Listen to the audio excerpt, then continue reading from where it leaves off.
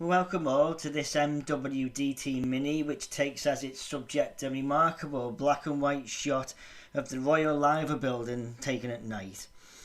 The photograph dates back to circa 1937 and was produced on behalf of the Royal Liver Friendly Assurance Society for promotional purposes, ultimately taking the form of an RP, that's real photo, postcard handed out by door-to-door salespersons as bump, or else included with policy documentation when papers were signed. Until the outbreak of World War II in 1939, copies were also available free of charge from the main reception desk and inside the visitor lobby of the Royal Liver building itself.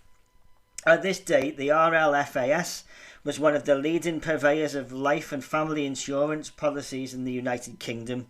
and the strikingly modern nature of the Society's head office skyscraper in Liverpool was widely recognised as a key selling point nationally for the company. The world-famous liverbird sculptures adorning the domed cupolas at the top of the building received much of the focus of this attention,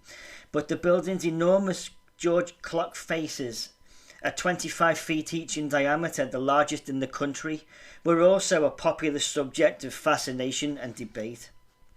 Happily, the nocturnal picture in question incorporates both of these topics.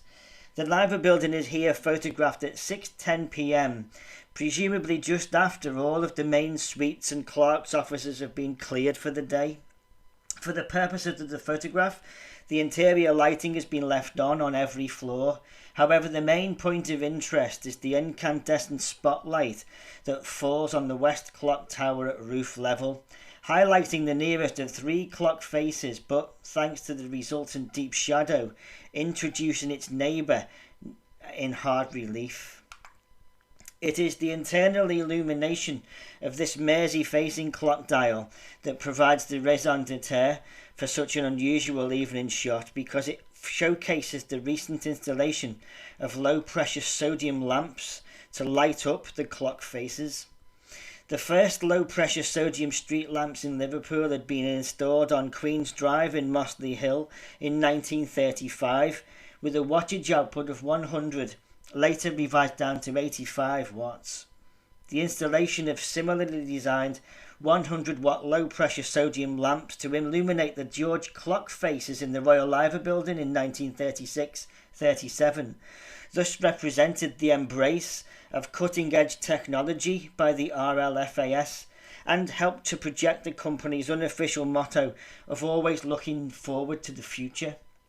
Moreover, the secondary symbolism of the illuminated liverbird and clock tower remaining vigilant whilst the people sleep is remarkably adroit for 1930s advertising.